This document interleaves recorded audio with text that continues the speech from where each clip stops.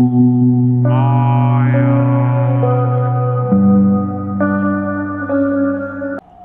মন্দিরে যারা আসেন তারা কেউ খালি হাতে ফেরেন না।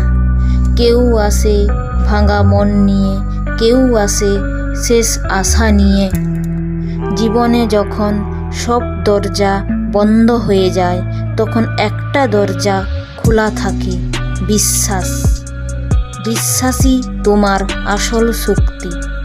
সময় বদলাবে, বিশ্বাস রাখো। আপনি কি বিশ্বাস করেন? বিশ্বাস থাকলে কমেন্টে লিখুন।